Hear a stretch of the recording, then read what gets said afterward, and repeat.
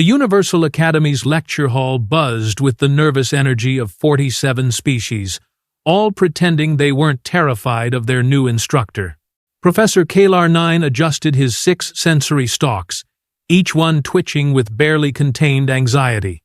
Today marked the first day of advanced predator studies, and rumor had it their teacher was, well, nobody really wanted to say it out loud.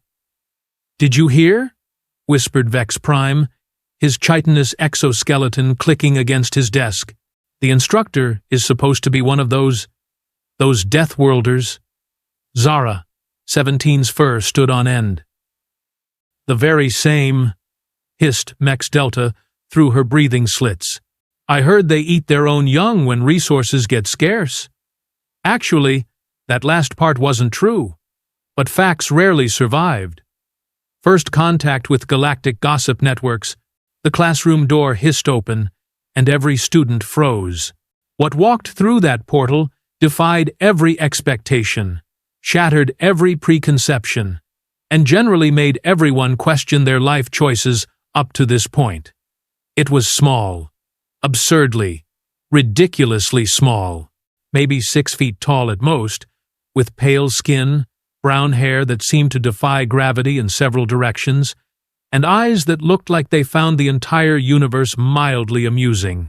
The creature wore simple clothing, carried what appeared to be a cup of steaming liquid, and moved with the casual confidence of someone who had never met a predator they couldn't handle. "Good morning, class," the human said, setting down her cup and grinning. "I'm Professor Emma Hartwell, and I'll be teaching you everything I know about predators, prey, and why most of you have been doing survival completely wrong." Just one thing before we begin. YouTube tells me 94.3% of you watching aren't subscribed. Subscribing is free. It really supports the channel, and you'll get more amazing HFY sci-fi stories delivered straight to you. Don't miss out.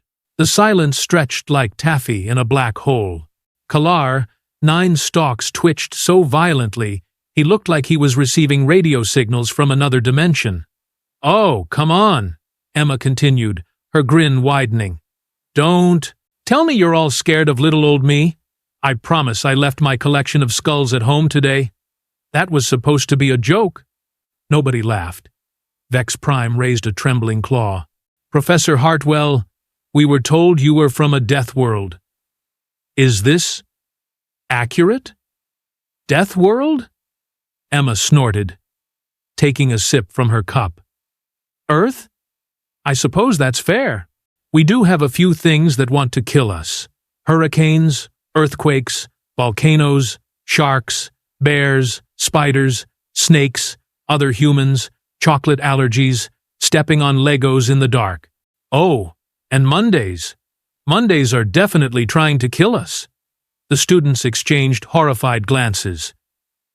"But enough about my charming homeworld," Emma said, walking to the front of the classroom with an easy stride that somehow managed to look both casual and predatory.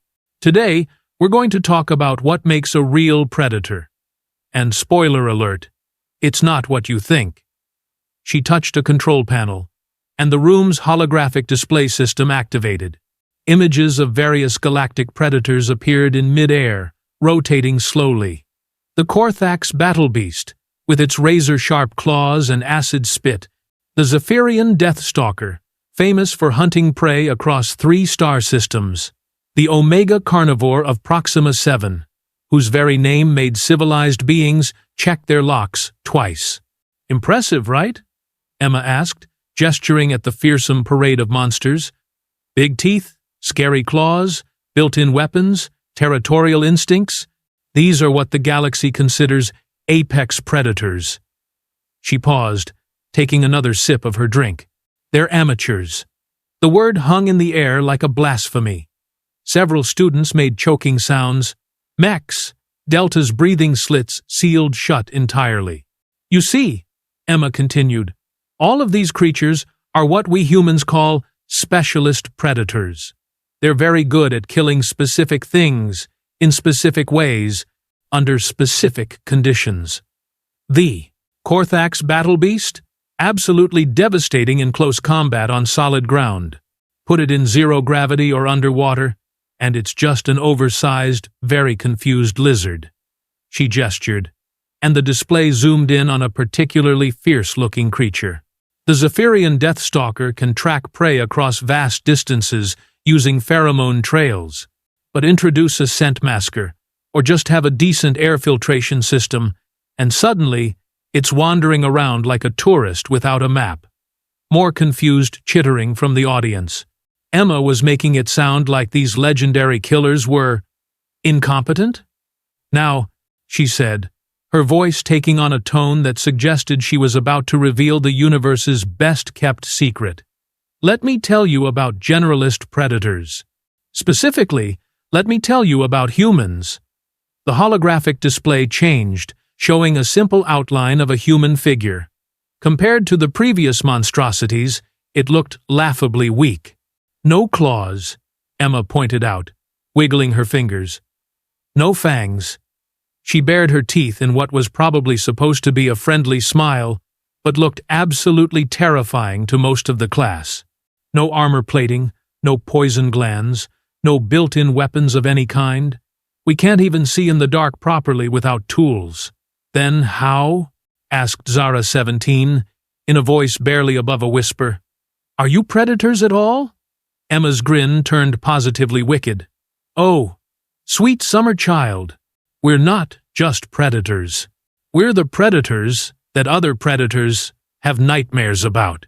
She tapped the control panel again, and the human outline began to change, highlighting various features. Bipedal locomotion with incredible endurance. We can literally run our prey to death. Persistence hunting, we call it. Ask any Earth gazelle what it thinks about humans jogging.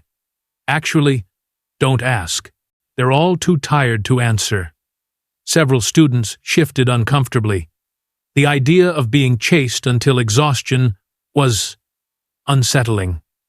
Opposable thumbs and incredible manual dexterity. We can make tools, modify tools, and use tools to make better tools. Give a human a sharp rock and some time, and they'll eventually build a starship. Forward-facing eyes for precise depth perception and targeting. We don't just see our prey, we calculate trajectory, distance, and optimal strike points without even thinking about it. But here's the real nightmare fuel, Emma continued, her voice dropping to a conspiratorial whisper that somehow carried to every corner of the room. We're pack hunters with language capabilities and abstract reasoning. We don't just kill you. We plan how to kill you. We coordinate with others to kill you more efficiently, and then we teach our young how to kill things like you even better than we did. The silence was now so complete that you could have heard a pin drop in another solar system. Oh, and we're omnivores, Emma added casually, which means we can eat literally anything that won't kill us first. And sometimes, even things that will kill us, if they taste good enough. Ever heard of fugu fish? It's toxic enough to kill you, but humans eat it as a delicacy because the risk of death makes it more exciting. Kalar! 9 Stalks had stopped twitching entirely. He appeared to be in some kind of shock. Professor, Vex Prime managed to croak. Surely you're exaggerating. Emma supplied helpfully. Oh, I'm just getting started. We haven't even talked about human pack bonding yet. She touched the controls again, and images of humans with various Earth animals appeared. Dogs, cats, horses, even more exotic creatures. Humans don't just hunt in packs with other humans, she explained. We recruit other species to hunt with us. Dogs, for instance. We took wolves, the apex pack predators of our world, and convinced them to hunt with us instead of against us. Now they live in our homes, sleep in our beds, and would die to protect us. But, surely, Mex Delta wheezed, that's just domestication? Many species domesticate animals for labor or food. Emma's smile became positively predatory. We pack-bonded with obligate carnivores and convinced them to eat processed pellets instead of fresh meat because it was more convenient for us. We pack-bonded with creatures that could kill us easily and convinced them that our well-being was more important than their own survival instincts. She paused for effect. We didn't domesticate them. We recruited them. And it gets worse, she continued, clearly enjoying the growing horror on her students' faces. Humans pack bond with anything. Literally anything. We've adopted orphaned predators and raised them as family members. We've befriended creatures that other species flee from. In terror. There are humans who keep Zephyrian Deathstalkers as pets. That last bit caused an actual fainting spell among the Zephyrian students. But the truly terrifying thing about humans, Emma said, her voice now barely above a whisper but somehow filling the entire room, is what happens when you threaten something we've pack-bonded with. The temperature in the room seemed to drop several degrees. Humans have a saying, "Hell hath no fury like a woman scorned." But that's nothing compared to what happens when you hurt a human's pack. We've fought wars over stolen pets. We've crossed continents to rescue single individuals. We've literally declared entire species endangered and spent decades bringing them back from the brink of extinction just because we decided we liked them. She took another casual sip of her drink, as if she hadn't just described the most terrifying force in the known galaxy. We've also driven species to extinction because we decided we didn't like them. Just saying. The classroom was now so quiet that several students were checking their vital signs to make sure they were still alive. Now, Emma said brightly, her demeanor shifting back to that of a friendly professor, who can tell me the difference between fear and respect in predator-prey relationships? Not a single hand was raised.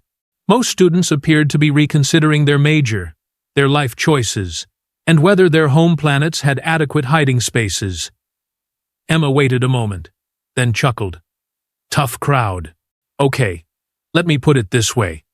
When you see a Korthax battle beast, you feel fear, right? Your instincts kick in, you run, or hide, or freeze, and your survival depends on not being noticed. Nods all around. This they understood. But when you see a human, she continued, what should you feel? Silence. Respect, she answered her own question. Because a human might not want to hunt you at all. We might want to study you, trade with you, learn from you, or even be friends with you. She let the sentence hang in the air like a sword of Damocles. The galaxy's most notorious predators are specialists, she said finally.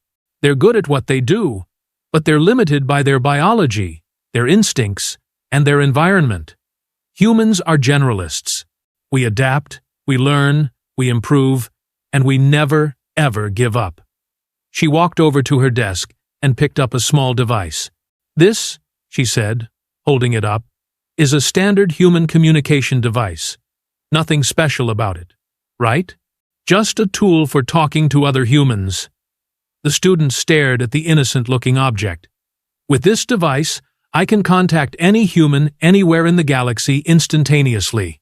I can access the sum total of human knowledge, accumulated over thousands of years. I can coordinate with other humans to solve problems, share information, or plan activities. She paused, her expression becoming serious. And if something threatened you, my students, I could use this device to call for help. Within hours, there could be hundreds of humans heading this way. Not because you're human, but because you're under my protection. And humans don't abandon their responsibilities.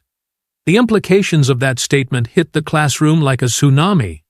That's pack bonding in action, Emma explained. I've known you for 15 minutes, and I'm already prepared to call in the cavalry if something tries to hurt you. It's not logical, it's not efficient, and it's definitely not safe for anyone who might consider you potential prey. She set the device down and looked around the room. Questions so far? A tentative claw was raised. Vex Prime looked like he was about to pass out, but he managed to speak. Professor Hartwell, if humans are such effective predators, why are you teaching us about predation? Shouldn't you be hunting? Emma laughed, a sound that was somehow both delightful and absolutely terrifying. Oh, Vex Prime. That's the beautiful irony of human evolution. We got so good at hunting that we ran out of things worth hunting. So, we turned our predatory instincts toward other challenges. We hunt knowledge now. We hunt understanding. We hunt solutions to problems that don't even exist yet. She gestured around the classroom. I'm hunting ignorance, and you're all helping me track it down. We're pack-hunting misconceptions about predator-prey relationships, and by the end of this course, we're going to have eradicated several species of stupidity from this corner of the galaxy. The metaphor was both inspiring and deeply disturbing. But Professor, asked Zara 17, what about actual hunting? Surely humans must still have some traditional predatory behaviors. Emma's grin returned full force. Oh, we do. We absolutely do. Let me tell you about human recreational activities. She touched the controls again, and images of various human pastimes appeared. Rock climbing, skydiving, deep-sea exploration, extreme sports of every conceivable variety. Humans seek out danger for entertainment, she explained. We jump out of perfectly functional aircraft for fun. We climb mountains that can kill us just to see the view from the top. We explore the deepest parts of our oceans, where the pressure would crush most beings instantly because we're curious about what's down there. We race vehicles at speeds that would liquefy most beings if something went wrong. We play sports where physical contact is not only allowed, but encouraged. We voluntarily enter enclosed spaces with apex predators because we find it exciting. The students were now staring at her with expressions that suggested they were witnessing some kind of cosmic horror. And then, Emma continued, clearly warming to her subject, there's human art. We create fiction about creatures that don't exist but would be terrifying if they did. We make movies about zombies, vampires, aliens that want to eat us, robots that want to replace us, and disasters that could end our civilization. We do this for entertainment. The phrase hung in the air like an indictment of human sanity. Professor, Mex Delta managed to wheeze, why would any species voluntarily expose themselves to such terrors? Emma's expression became thoughtful. Because we're predators, she said simply. And predators need to understand fear, pain, death, and survival to be effective. We don't just learn about these things academically, we experience them, we master them, and we teach our young to master them too. She walked over to the window, looking out at the Academy's peaceful gardens. Every human child learns to play games that simulate hunting, combat, and survival. We call it play, but it's really training. By the time a human reaches adulthood, they've already practiced being predators thousands of times. She turned back to the class. But here's the thing that makes humans unique among predators. We chose to stop. The statement was so unexpected that several students made confused noises. We got to the top of our food chain. We conquered our environment. We eliminated most threats to our survival. And then we said, you know what? Maybe there's more to existence than just being really good at killing things. Emma returned to the front of the classroom. So, we became teachers, scientists, artists, philosophers, and explorers.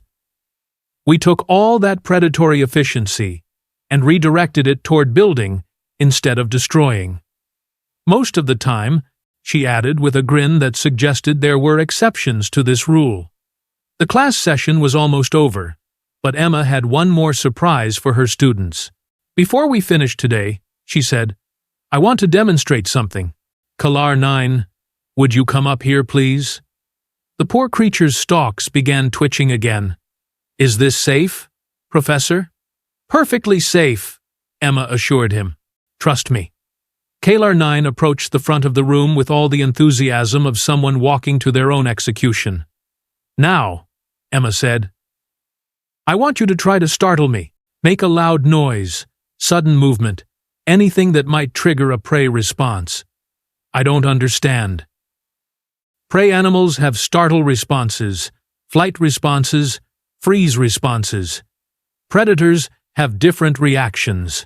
I want to show everyone what a human predator response looks like.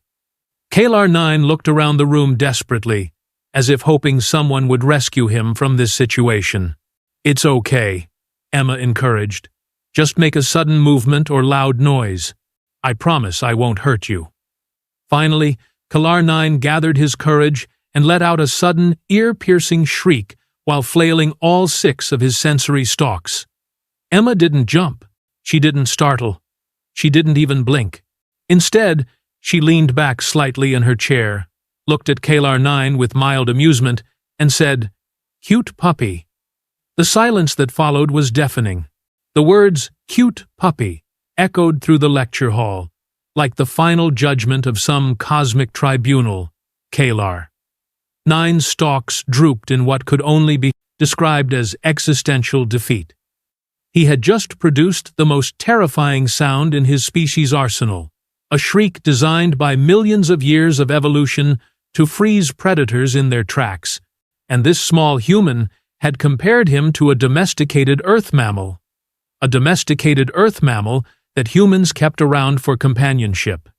"Thank you, Kalar 9, Emma said cheerfully, as if she hadn't just shattered the poor being's entire worldview. "That was perfect. You can sit down now." Kalar 9 shuffled back to his seat, looking like he needed several years of therapy and possibly a complete personality reconstruction. "Now then," Emma continued, apparently oblivious to the psychological carnage she'd just inflicted, "who can tell me what just happened?" The silence stretched on. Tumbleweeds could have rolled through the classroom and felt right at home. "Nobody? Really?" Emma sighed dramatically. "Fine, I'll explain." Kalar 9 just demonstrated a classic intimidation display. Loud noise, aggressive posturing, designed to make potential threats think twice about engaging. It's actually quite sophisticated. She gestured toward the still traumatized alien.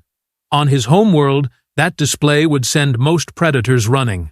Even the big ones would probably back down rather than risk a fight with something that confident.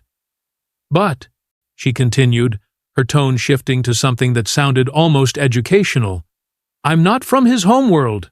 I'm from a planet where that kind of display means something entirely different." Emma walked over to her desk and pulled out what looked like a small, furry toy. "This," she announced, holding up the object, "is a plush representation of a Terran canine, specifically a puppy. Notice the similarities to Kalar 9's display: big eyes, loud vocalizations, energetic movements." The comparison was absolutely devastating. Several students made choking sounds. On Earth, when something small and fluffy makes loud noises and flails around energetically, our response isn't fear. It's an overwhelming urge to pick it up, give it food, and make cooing sounds at it. She demonstrated by holding the toy closer and speaking in a higher-pitched voice. "Who's a good boy? Who's a good boy?" "Yes, you are." The cosmic horror of this revelation was almost too much to process. An entire species had evolved threat displays that made humans want to adopt them. "This," Emma said, returning to her normal voice, "is why humans are so dangerous. We don't see threats the same way other species do. Where you see a terrifying predator, we might see a potential pet. Where you see certain death, we see an interesting challenge. Where you see the end of the world, we see Tuesday." Vex Prime raised a trembling claw. "Professor, surely there must be something that frightens humans? Some universal fear that all species share?" Emma considered this question with the seriousness it deserved. "Well," she said slowly, "there are a few things that make humans genuinely uncomfortable." The entire class leaned forward, desperate to hear that their new teacher had some weakness, some flaw that made her seem less like an unstoppable force of nature. "Running out of coffee," Emma said, taking a sip from her cup. The deflation in the room was palpable. "Oh, and spiders," she added. "Some humans are terrified of spiders. Although, to be fair, other humans keep spiders as pets, So it's really a matter of personal preference. Bankruptcy, social media comments, stepping on cracks in sidewalks, public speaking, expired milk, assembly instructions, automatic software updates, and being asked to split the bill at restaurants when you only ordered a salad. She paused thoughtfully. Also, the phrase, "we need to talk," is pretty universally terrifying. Nothing good ever follows that phrase. The students exchanged glances. These weren't exactly the primal existential terrors they'd been hoping for. But you want to know what really scares humans? Emma's voice dropped to that conspiratorial whisper again. Boredom? Boredom? Mex Delta repeated. Confused? Absolute, mind-numbing, soul-crushing boredom, Emma confirmed. Put a human in a room with nothing to do, nothing to solve, nothing to hunt or build or explore or learn, and they'll go insane within hours. She began pacing again, her movements sharp and predatory. We've conquered our world, mastered our environment, eliminated most natural threats to our survival. Do you know what humans do when they run out of external challenges? Nobody dared to guess. We create new ones. We invent problems that don't exist, and then solve them. We build things that are harder to build just to see if we can. We go places we're not supposed to go because someone told us we couldn't. Emma stopped pacing and faced the class. We literally left our home planet and spread across the galaxy because we got bored. Earth wasn't challenging enough anymore, so we decided to see what else was out there. The implications of this statement hit the classroom like a meteor impact. You mean, Zara 17 whispered, humans are here because they were? Restless? Pretty much, Emma confirmed. We'd solved most of our planet's problems, cured most diseases, ended most wars, figured out sustainable energy, and generally made life pretty comfortable. So, naturally, we started looking for new problems to solve. She gestured around the academy. Hence, interstellar travel, first contact protocols, xenobiology, and universal education initiatives. We're not just exploring the galaxy, we're trying to fix it. Whether it needs fixing or not, she added, with a grin that suggested this might be a problem. Emma returned to the holographic display and brought up a new image. This time, it showed a human settlement on what was clearly an inhospitable world. Harsh terrain, extreme weather, dangerous-looking flora and fauna. This is new. Montana, she explained.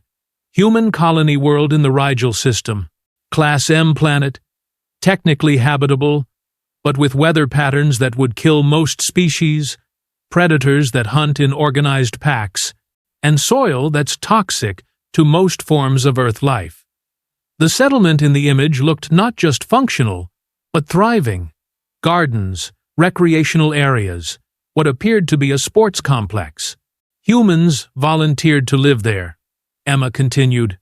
We had hundreds of applications for every available spot. People were literally fighting for the chance to move to a world that wanted to kill them. Why? The question came from multiple students simultaneously. Because it was challenging, Emma said simply. Because it wasn't easy. Because it required them to solve problems and adapt and overcome obstacles. She switched to another image, this one showing humans engaged in various activities on the hostile world. They were farming toxic soil, playing sports during electrical storms, and apparently having picnics while apex predators prowled in the background. Humans don't just want to survive, she explained. We want to thrive, and we can't thrive without challenges. A new hand went up. This time it was from Rex Alpha, a normally silent student from the Outer Rim territories. Professor Hartwell, if humans need challenges to be happy, what happens when they run out of problems to solve? Emma's grin turned predatory again. We make new ones. She touched the controls, and the display showed what appeared to be a massive construction project in space. Ships, stations, and structures that defied easy categorization. This is the Titan project, she announced. Humans are currently attempting to build an artificial habitat around a black hole. Not because we need to, not because it serves any practical purpose, but because someone said it was theoretically impossible. The silence was broken by what sounded suspiciously like whimpering. The project will take approximately 300 years to complete, assuming nothing goes wrong. It will require technologies that don't exist yet, materials that haven't been invented, and solutions to problems we haven't even identified. Emma's eyes lit up with genuine enthusiasm. 50,000 humans have already volunteered to spend their entire lives working on it. Their children will continue the work, and their children's children, and so on, until it's finished. But why? Rex Alpha asked, sounding genuinely distressed. Because it's there, Emma replied. Because it's hard. Because when humans finish building a habitat around a black hole, we'll have proven that there's literally nothing in the universe we can't figure out how to do. She paused for effect. And then we'll find something even harder. The display changed again, showing various human achievements throughout their brief but spectacular galactic history. Terraforming projects, deep space exploration, diplomatic initiatives, scientific breakthroughs. In the past 200 years since first contact, Emma said, humans have solved 17 impossible engineering problems, prevented 4 interstellar wars, cured 11 previously incurable diseases affecting various species, and established peaceful relations with 63 different civilizations. Not because we had to, she emphasized, because we wanted to see if we could. Kalar 9, who had finally recovered enough to speak, raised a trembling stalk. Professor, what does this mean for the rest of us? For non-human species? Emma's expression softened slightly. It means you're under our protection, she said simply, whether you want to be or not. The statement was both comforting and terrifying. Humans pack bond with entire species, she explained. We've decided that diversity is interesting, that different perspectives are valuable, and that the galaxy is a better place when everyone gets to contribute their unique talents. So we've made it our problem to make sure everyone survives and thrives. She looked around the classroom, meeting each student's gaze. Every species represented in this room has something humans find fascinating. Your unique biology, your cultural achievements, your different ways of solving problems. We want to learn from you, work with you, and protect you from anything that might threaten you. Even if that something is yourselves, she added, with a meaningful look. The class absorbed this information with varying degrees of shock and awe. This is why we teach, Emma continued. Why we share our knowledge, why we build these academies, why we work so hard to establish peaceful relations with everyone we meet. It's not altruism, it's enlightened self-interest. A galaxy full of thriving, diverse civilizations is infinitely more interesting than a galaxy full of conquered territories. Emma walked over to the window again, looking out at the diverse student body enjoying the Academy's facilities. Besides, she said with a chuckle, what would we do with a conquered galaxy? We'd probably get bored and start looking for another one to explore. The bell chimed, signaling the end of the class period. Students began packing their materials with the shell-shocked efficiency of survivors. Your assignment for next week, Emma called out as they prepared to leave, is to observe predator-prey relationships in your daily environment and write a report on what you discover. But, remember, she added, her voice carrying clearly across the shuffling sounds of departure, when you're observing, ask yourself, what makes something a predator? Is it the teeth? The claws? The size? She paused until she had everyone's attention. Or is it the willingness to never give up? As the students filed out, Emma heard fragments of conversation. Did she just threaten to conquer the galaxy? I think she offered to protect us from galaxy conquerors. I can't tell if that's better or worse. I'm changing my major. To what? Human studies. If you can't beat them, understand them. Emma smiled as she gathered her materials. Another successful first day. By the end of the semester, these students would have a much better understanding of what it really meant to be a predator. And, more importantly, they'd understand why humans chose to be something else instead. She picked up her coffee cup and headed for the door. There was a faculty meeting in 20 minutes, and she'd heard rumors that the administration was having trouble with some aggressive species in the outer sectors. Emma's grin widened. It sounded like an interesting problem to solve. After all, she was only human.